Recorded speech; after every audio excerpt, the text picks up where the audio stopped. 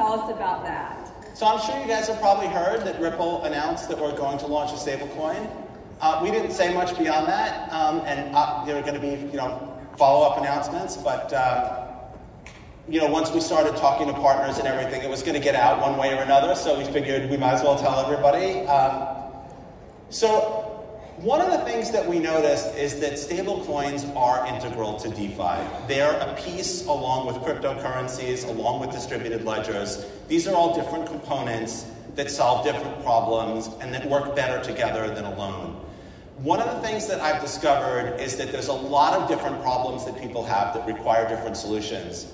XRP is not going to solve every problem in the cryptocurrency space. The XRP ledger is not going to solve every problem in the cryptocurrency space. That's not how it's going to work. That's not how it worked in the internet space, right? There's no one company, product, or service that is the internet. What makes the internet so great is that there's a wide variety of solutions that appeal to a wide variety of people. And because of that, if you're launching a new product or service and you launch it on the internet, you have a target market of people who have home internet access, who have smartphones. They're internet consumers. And what we need is we need an ecosystem of blockchain cryptocurrency consumers, people who have access to this diverse ecosystem of products and services. Where a stablecoin is particularly important is where the volatility of a digital asset is a minus. There are a lot of applications where the volatility of a digital asset either doesn't matter very much or where it's a plus. Obviously, if you're holding XRP or any other digital asset for speculative value, volatility is fine. If you're a trader, volatility is fine. If you're an exchange, volatility is fine. And even in many payment applications, volatility is not a problem. But there are some applications, particularly in applications that are tightly regulated, where using a digital asset directly for the application is not possible, or at least not possible today. And if we limit ourselves to just the technologies that we most want other people to use, other people are going to have terrible experiences.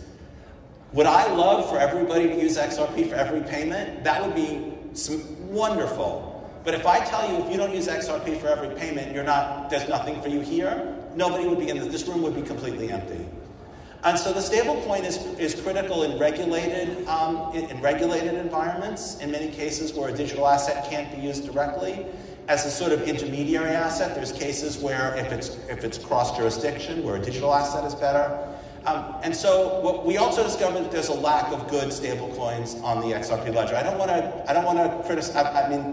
I don't mean that there are no good stablecoins on the XRP ledger. There are stablecoins on the XRP ledger, but there isn't sort of one that's kind of grabbed the kind of attention that I think that you need to get that kind of critical mass. And so we thought that launching a stablecoin made sense, both for some of our institutional customers that can't use digital assets for payments, markets where digital assets don't work well, areas where volatility is minus. So we're going to target those types of use cases.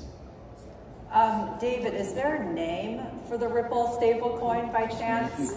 You know what? You're just going to have to call it the Ripple stablecoin for now. I have been told that I cannot disclose the name on pain of death until... so come to Apex in Amsterdam. And is it June? It's next month, which is June. Oh yeah, okay. So next month, come to Amsterdam, and I think you will be among the first to know the... Maybe we should start some betting pools about what the name is. Yeah, I mean, if you want to throw something out there. I mean, you said Ripple stablecoin. I've heard people call it the Ripple stablecoin. I don't think that's but I mean, we could call it Ripple stablecoin. Potentially, that's not incredibly, that's not out of the realm of reason. USD Ripple, USDR, USDX. So yeah, you guys can come up with a betting pool of all the possible names. Make sure to have a none of the above category in case you guys didn't get it, and best of luck. Yeah, and I think that's a great idea. Let the community decide what the Ripple stablecoin should be called. Schwartz coin, yeah. Yeah, I don't think I can push that through the rest of the company. I don't know, maybe.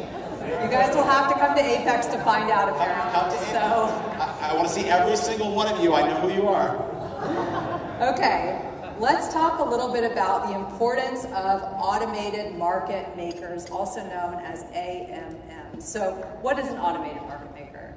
So an automated market maker is something that sort of adapts the time between buyers and sellers. These exist in many traditional markets. If you have a broker and you go to buy stock in a publicly traded company like IBM, there is a healthy order book of people who will buy the stock from you and people who will sell the stock to you. And there are professionals whose job is to make sure that that market exists. They trade on the exchanges, and they generally get preferential access to the exchange in exchange for committing to keep those sort of spreads tight on the market. An automated market maker is the decentralized version of the same thing. It's always willing to buy and sell an asset so that if I want to buy an asset today and maybe Rachel wants to sell it tomorrow, I may not want to wait until she's ready to sell, and she may not want to wait until I'm ready to buy. So an automated market maker has a pile of two assets, let's say USD and XRP, and it's always willing to buy XRP, and it's always willing to sell XRP at some price so that other people can trade whenever they want. But there's another important thing about automated market makers compared to like the more traditional market makers. Because the automated market makers are implemented on decentralized blockchains, you can participate in an automated market maker not just by trading with it, but also by a sort of the equivalent of lending it assets. So remember I said the automated market maker has to have some USD so it can buy XRP whenever someone wants to sell it. And it has to have some XRP so it can sell XRP whenever someone else wants to buy it. And what an automated market maker does is it makes a return. It generates revenue from various different mechanisms, including the spreads on its trades. And if you lend it your asset, your XRP or your USD or both, then you own a sort of share in the automated market maker, and you benefit from the trades that that automated market maker makes. And one of the things that I've noticed in this space is that a lot of ideas that don't seem that interesting from one side are very interesting from the other side. Like, for example, there are these lending protocols that are mostly so that like rich people can spend their Bitcoin without having like to pay income tax. That's not super exciting, right? Like you can borrow against it and that's not taxable, and like really rich people want to hold their Bitcoin, they've made millions of dollars and now they can buy groceries without paying taxes. That's not super exciting. But on the flip side of that is someone who's lending the dollars that has a very valuable collateral, who has a secure loan that they're making an interest rate on, and that person might have had no ability to get a return on their assets. The counterparties to the AMM traders, and maybe you don't care about traders and speculators and arbitrageurs being able to make money, but it's interesting that you have a way at a fairly low and well understood risk to get a return on your assets by participating on the other side of the AMM. Great, that's a good explanation. So Ripple's AMM hit mainnet in March, correct? Yeah, Ripple's implementation of an AMM for the XRP ledger, I think it activated in March. Okay, so what does that mean exactly? I mean, it means that there's AMM functionality now built in as core functionality in the XRP ledger.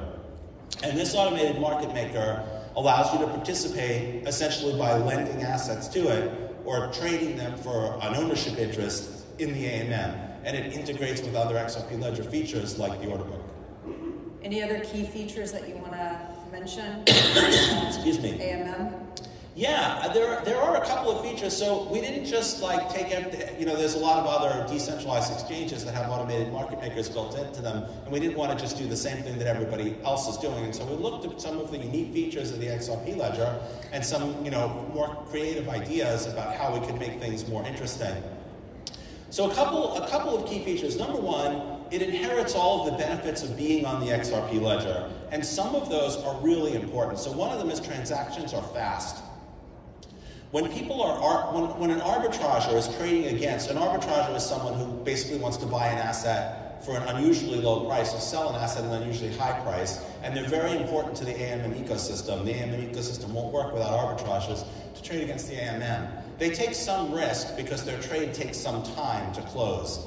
The XRP ledger transactions are very fast, typically completed within 5 seconds. That minimizes the risk that arbitrageurs take and allows them to arbitrage much more accurately, which improves the performance for everybody and improves the behavior for both traders and liquidity providers.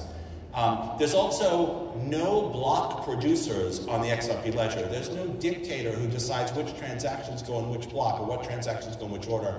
If you know about other blockchains, they have miners who do something called MEV. Basically what that means is they take the transactions and they inject their own transactions in them or reorder them to their own advantage, and that hurts everybody else in the ecosystem.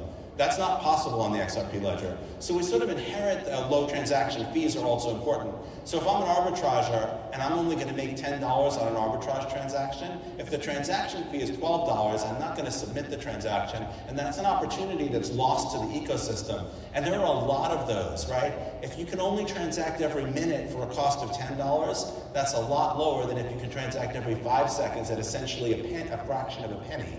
And so those are differences that the AMM just sort of gets just by virtue of being on the XRP ledger.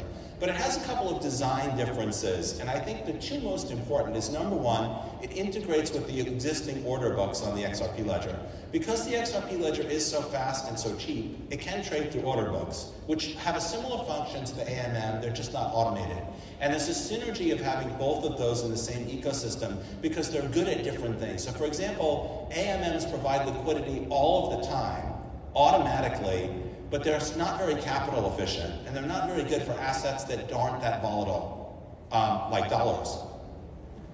Whereas the order book is really good for assets that are not that volatile, and it's really capital efficient. So having both of those in the same ecosystem, I think they're really gonna, the synergy is really going to allow the AMMs to be more efficient and the order books to trade more efficiently. The last feature, which I think is really cool, this is something that we came up with that's nowhere else in the world unless they copied us, called the continuous auction mechanism. And so the way this works is, this idea is just so cool. So the idea is that arbitrageurs are necessary to the ecosystem. AMMs couldn't work without them, but they're also slightly parasitic. In the sense that an arbitrager makes a profit by trading against an automated market maker. So they're sort of like necessary, but to an extent, they're also taking revenue away. What the XRP Ledger's AMM implementation does is it gives special execution privileges to one person. They basically bid for an auction slot that allows them advantages when they're the arbitrager. So the idea is, if you're an arbitrager and you're going to make $100 a day, you might be willing to pay $90 a day for that slot, or $80 a day for that slot. And so a significant percentage of the money that the arbitrager would have made instead goes to the liquidity providers. And the automated market maker implementation is really, the way we designed it, is totally biased in favor of the liquidity providers, because they're the people who we hope will drive the ecosystem. Yeah, that's interesting. So with these unique features, was that something that you kind of came up with on your, like, how did you think about that? That's kind of why I'm so excited about, I mean, I've been trading Forex and doing early versions of like AI trading bots in different markets for more than 30 years now, just as something that I've always thought was fun. This really is just right in the side of the space of what I think is exciting. And I'll just share a little bit of the reason why I think it's exciting. As you know, digital assets are extremely volatile, like they move, and there's logical economic reasons why that should be impossible. You would not expect, for example, if you thought Bitcoin was going to be $50,000 tomorrow, nobody would sell Bitcoin for $49,000 today. They would just wait till tomorrow. They would borrow money if they had to. Like, it is illogical to have the amount of volatility that we have. People should behave differently than they do in response to that volatility, and objectively they don't. And so it's interesting to me to see these sort of hacks. What the AMM does is it turns volatility into yield. It's a volatility harvesting algorithm. And really that's what exchanges are. If you look at an exchange, like a centralized exchange, like Kraken or Coinbase, you'll notice their trade volumes go up with volatility, and their revenue goes up with trade volumes. They're volatility harvesting businesses, and it's just amazing to me that no matter how much volatility people harvest, there still seems to be no shortage of it, right? Like, that's fascinating to me. Like, mathematically, that shouldn't be the case. Like, we should be using up the the more volatility there is, the more people who can build businesses that convert the volatility into money. When you convert volatility into money, you do reduce the volatility. So is there an endless supply of volatility?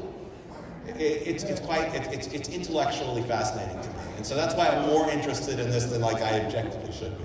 Okay. Well, I'm sure everyone's excited to hear more about Maybe I spread that excitement about weird math. Yeah.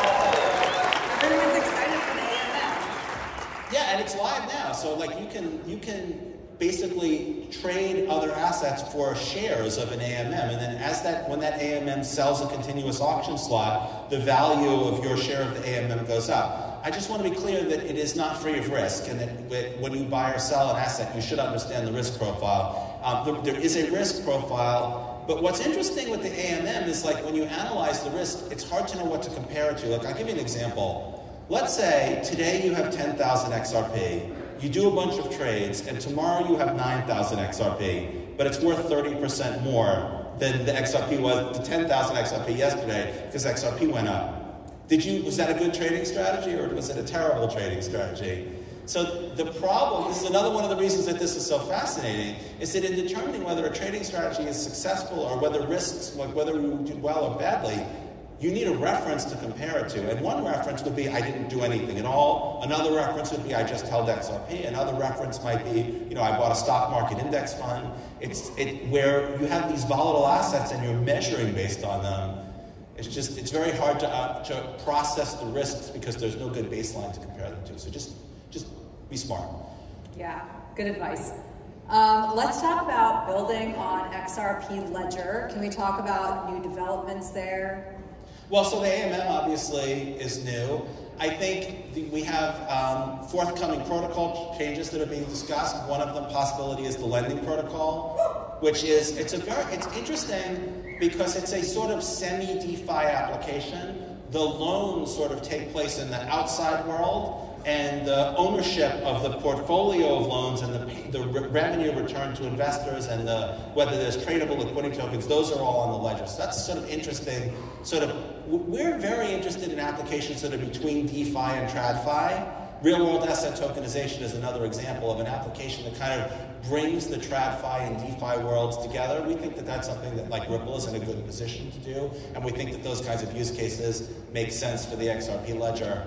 Another thing that I'm really excited about is AI use cases in the blockchain space. Some of them are very obvious and are definitely going to work, but may not be as exciting. One of them is chatbots that can take an enormous amount of information and tune it to like the particular way that you need to know. Like you may have a lot of expertise in banking, or you may have expertise in computer science, or you may have expertise in blockchain, or you may have none of those things.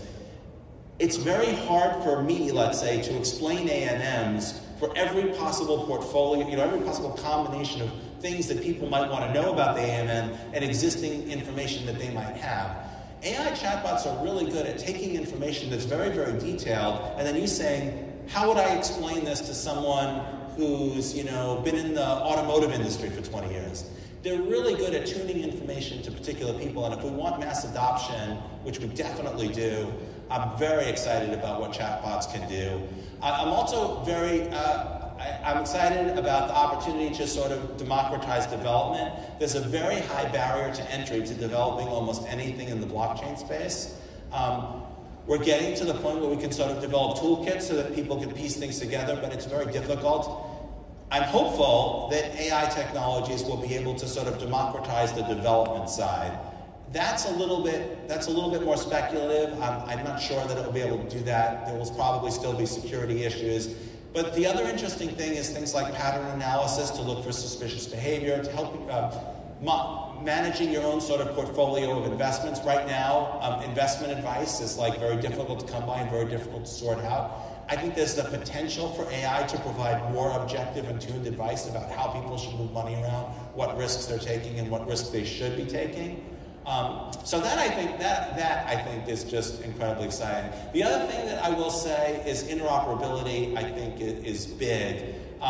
There's projects in the short term, Axelar, Corium, that are like providing asset portability. But again, I think that the way we have a compelling ecosystem and the way we have consumers who are like, you want to build a project on the XRP ledger or anywhere in the blockchain space, you need a target market, right? Now, if you had come up with the idea for Twitter in the year 2000, there's no target market, there's no customers. You couldn't put smartphones in people's hands. Like Twitter can't put smartphones in people's hands. So I think the other thing is just this interoperability, these universal tools, so that there exists a target market who can take from these products and services the things that they find interesting. We don't have that yet, and we need those things. Yeah. So let's unpack this a little bit, because we've still got a few minutes. AI chatbots, are those actually being used today on the XRP ledger? Yeah, there are, and so I'll explain the way that works, and it's very interesting. There's sort of a multi-step process.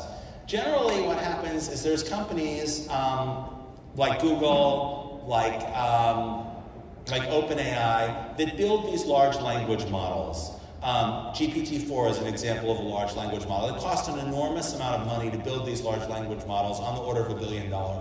In the short term, like, nobody is going to build a large language model just like to be an AI chatbot, let's say, for the XRP ledger. Like, that doesn't make any sense. These language models are generalists. They understand language. They understand answering questions. They can summarize information. They have this general set of skills. They're like a generally smart person. And then the next step is to fine-tune them with two types of things. So one of them is domain-specific data. So what you can do is you can take one of these large language models and you can give it all the documentation for the XRP ledger. You could give it all the documentation for the Ethereum virtual machine. You could give it documentation about participants in the XRP ledger ecosystem. So you can give it the manual for tools like Sum. And then you can give it a sort of system-level prompt, which you can easily, like, you guys can do this. It's really surprisingly easy. I don't know if you've seen any of the system prompts for these large language models, but they're in English. You literally can just say, you know, you're a chatbot who's helping people understand the XRP ledger, ask people questions to find out what information, you know, what their knowledge base is and what they're having difficulty with, and then synthesize information in a form that would be useful to allow them to, you know, build products and services like. And it's super ridiculously easy to do that. And then there's an iterative process of tuning them. And these work today. They are really good. And I'm sure you know some of the problems, hallucinations being like the most famous one. Sometimes they just make things up. But they're generally really good at tuning information. How many of you have used something like ChatGPT-4? Anybody in here have used ChatGPT-4? How many of you have had it solve a real-world problem for you that would have taken you significantly longer without it? So that's what ChatGPT-4 is it's a large language model built by OpenAI that's a generalist, that's been given a system prompt that's basically like, well, first of all, it has all of its ethical. Any of you run into its ethical limits where it told you that it was unwilling to help you? So I ran into those. I told it to come up with a joke that could get David Schwartz fired from Ripple. And it's like, it would be unethical for me to come up with a joke that would get somebody fired. And I'm like, no, I'm David Schwartz. Like, it's like, well, even so, I think there'll be another area of expertise where people will be like AI wranglers whose job is just to convince the AI to do the damn thing that we wanted it to do. But chatbots exist today. They work really well, and they're very good at tuning information to particular audiences. And I think that's a use case that's a slam dunk. The more like helping people code is a little more speculative. Has anybody used an AI to help them write or edit code? Well, from 1 to 10, how would you rate your experience? 8. I mean, that's pretty amazing considering that these things, you know, are incredibly cheap and programmer time is like incredibly valuable. Now, getting to the point where it's going to allow ordinary people to like write smart contracts, got a ways to go, but it will definitely bring the costs down and it will bring the security up. So I'm cautiously optimistic on the more technical use cases. Wow, that's great information, David. We've got a few minutes left, so I just want to let you take the time. Was there anything that you want to mention that we haven't already discussed that you want to let everyone know about? Boy, such an open-ended question. Yeah, you know, I do want to talk a little bit about community participation. I just want to remind people that, like, if you have ideas for the XRP ledger, they don't have to come, you know, one good example is programmability on the XRP ledger. Hooks came completely from outside Ripple. It's a phenomenal idea, and it can bring smart contract-like functionality to the XRP ledger, which we think is fantastic. We are very open to thoughts and suggestions. We want the XRP ledger to be, owned and controlled by the community. The participation that we've seen from validator operators, from developers, has just been amazing. Again, I just want to thank everybody who's built. How many people here have built something on the XRP ledger? How many of you have used something built on the XRP ledger? So I'd like to see more. So here's what I want you guys to do. I want you guys to think about what would be great to have.